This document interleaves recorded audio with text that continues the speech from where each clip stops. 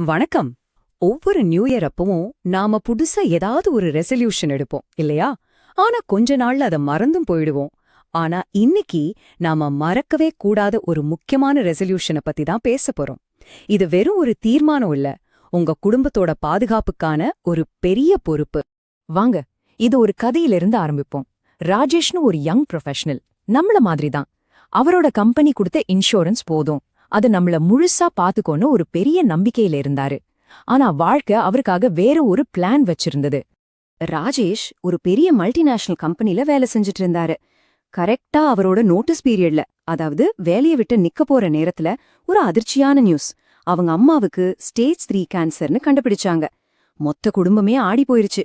Doctors உடனே அந்த cancer கட்டியை எடுக்க சர்ஜரி பண்ணணும், அதுக்கு சுமார் 3 லட்சம் ரூபாய் செலவாகும்னு சொல்லிட்டாங்க. ராஜேஷ்க்கு கொஞ்சம் கூட பயம் இல்ல, ஏன்னா அவரோட கார்ப்பரேட் இன்சூரன்ஸ் இருக்கேன்னு ஒரு தைரியம். அத நம்பி ஹாஸ்பிட்டலுக்கு போனாரு. ஆனா அங்கதான் அவருக்கு ஒரு பெரிய ஷாக் காத்துட்டு இருந்துச்சு. அவர் முழுசா நம்புன, எது நடந்தாலும் பாத்துக்கலான்னு நினைச்ச அந்த கார்ப்பரேட் இன்சூரன்ஸ் பாலிசி, ஆமாங்க, அது செல்லாதுன்னு சொல்லிட்டாங்க. ஏன் தெரியுமா? பெரும்பாலான கம்பெனி குரூப் பாலிசிகள் நோட்டீஸ் பீரியட்ல செல்லுபடியாகாது. நினைச்சு பாருங்க, ரொம்பவே தேவைப்படுற ஒரு நேரத்துல அவர் பண ரீதியா தனியா நிக்க வேண்டியதா போச்சு. ராஜேஷோட கதைங்கிறது அவரோட தனிப்பட்ட சோகம் மட்டும் இல்ல. இது நம்ம இந்தியாவுல லட்சக்கணக்கான ப்ரொஃபஷனல்ஸ் ஃபேஸ் பண்ற ஒரு மறைக்கப்பட்ட ஆபத்தோட பிரதிபலிப்பு. இது ஒரு நேஷனல் ரியாலிட்டி. இப்போ இந்த சார்ட்ட பாருங்களேன். 2023 டேட்டா படி இந்திய மக்கள் தொகையில வெறும் 36% பேருக்கு தான் ஏதோ ஒரு வகையில ஹெல்த் இன்சூரன்ஸ் இருக்கு. அப்போ மீதி 64% பேர், அவங்களுக்கு எந்த கவரேஜும் இல்ல. நம்பர்ல சொல்லணும்னா கிட்டத்தட்ட 90 கோடி மக்களுக்கு எந்த ஒரு இன்சூரன்ஸ் பாதுகாப்பும் இல்ல.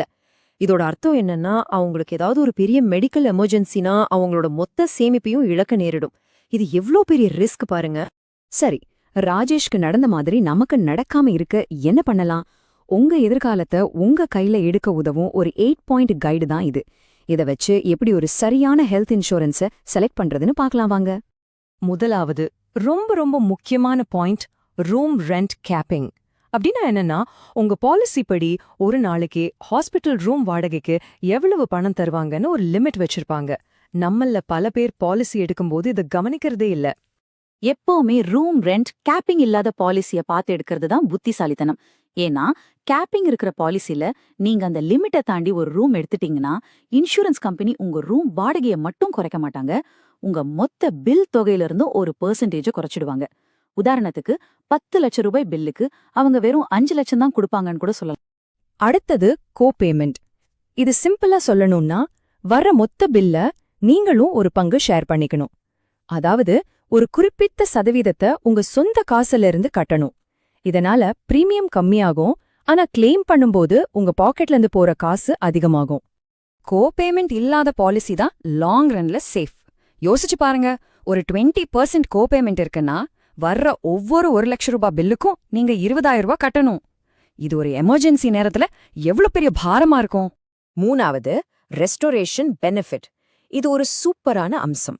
உங்க பாலிசியோட மொத்த தொகையையும் ஒரு கிளைம்ல நீங்க யூஸ் பண்ணிட்டாலும் அதே வருஷத்துல அது ஆட்டோமேட்டிக்கா ரீசார்ஜ் ஆயிடும். குறிப்பா ஃபேமிலி ஃப்ளோட்டர் பாலிசி வச்சிருக்கிறவங்களுக்கு 100% ரெஸ்டோரேஷன் இருந்தா ரொம்பவே நல்லது. அடுத்து, ப்ரீ அண்ட் போஸ்ட் ஹாஸ்பிட்டலைசேஷன். அதாவது ஹாஸ்பிட்டல் அட்மிட் ஆகிறதுக்கு முன்னாடியும் டிஸ்சார்ஜ் ஆனதுக்கு அப்புறமும் ஆகிற செலவுகள். இந்த கவரேஜ் எத்தனை நாளைக்கு இருக்குன்னு செக் பண்றது ரொம்ப முக்கியம். சில பாலிசி 30-60 நாட்கள்னு கொடுக்கும், சிலது 60-180 நாட்கள் வரைக்கும் கூட கவர் பண்ணும். லாங் டர்ம் ட்ரீட்மெண்ட் தேவைப்பட்டா இந்த அதிக நாள் கவரேஜ் ரொம்பவே யூஸ்ஃபுல்லா இருக்கும். அடுத்து ரொம்ப முக்கியமான விஷயம், ப்ரீ எக்ஸிஸ்டிங் டிசீஸ், அதாவது ஏற்கனவே இருக்கிற நோய்கள். உங்களுக்கு சுகர், பிபி மாதிரி ஏதாவது இருந்தா உங்க பாலிசி அதை கவர் பண்ணுமான்னு முதல்ல கேளுங்க. கவர் பண்ணும்னா அதுக்கு வெயிட்டிங் பீரியட் எவ்வளோன்னு கேளுங்க. முடிஞ்ச வரைக்கும் 3 வருஷம் இல்ல அதுக்கு கம்மியா இருக்கிற மாதிரி பாருங்க. முக்கியமா எதிர்காலத்துல கேன்சர் மாதிரி பெரிய நோய்களுக்கு கவர் கிடைக்குமா? இந்த கேள்விகளுக்கெல்லாம் தெளிவான பதில் கிடைச்சதுக்கு அப்புறம் தான் பாலிசியா வாங்கணும். பல நல்ல பாலிசிஸ்ல வருஷா வருஷம் ஃப்ரீ ஹெல்த் செக்அப் கொடுக்கறாங்க. பொதுவா உங்க இன்சூரன்ஸ் தொகையில 1% வரைக்கும் இதுக்கு தகுதி இருக்கும். இது நம்ம ஆரோக்கியத்தை ட்ராக் பண்ணிக்க ஒரு நல்ல போனஸ். சரி, எவ்ளோ தொகைக்கு இன்சூரன்ஸ் எடுக்கணும்? ஒரு சிம்பிள் ரூல் சொல்றேன். உங்க ஊர்ல இருக்கிற ஒரு டாப் ஹாஸ்பிட்டல்ல ஒரு பெரிய ஹார்ட் சர்ஜரி பண்ண எவ்ளோ செலவாகும்னு பாருங்க. தோராயமா அது ஒரு 10 லட்சம் வரும். சோ உங்க பேஸ் கவர் மினிமம் அந்த அளவுக்காவது இருக்கணும். கடைசியா 2 விஷயம். ஒன்னு, டே கேர் ட்ரீட்மெண்ட்ஸ். அதாவது 24 மணி நேரம் ஹாஸ்பிட்டல்ல தங்க தேவையில்லாத சின்ன சின்ன ப்ரொசீஜர்ஸ். உங்க பாலிசி இதெல்லாம் கவர் பண்ணுதான்னு பாத்துக்கோங்க. 2வது, மெட்டர்னிட்டி பெனிஃபிட்ஸ். இது உங்களுக்கு ரொம்ப அத்தியாவசியமா இருந்தா மட்டும் எடுங்க.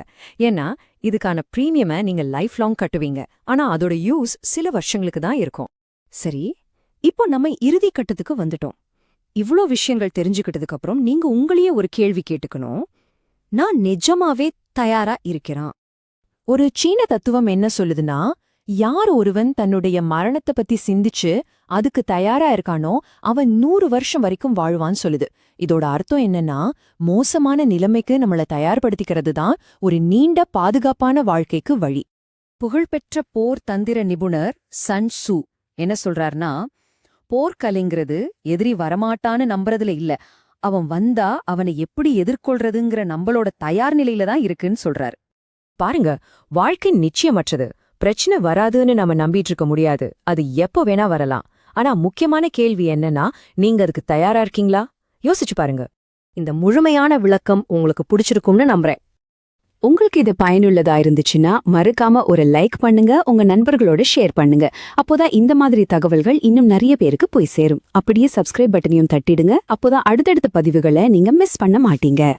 ஞாபகம் வச்சுக்கோங்க, ஒவ்வொரு வாரமும் நாம ஒரு புது சுவாரஸ்யமான தலைப்போட உங்களை சந்திக்க வரோம். சரி, அடுத்த முறை சந்திக்கிற வரைக்கும் எப்பவும் போல தேடலோடு இருங்க. நன்றி.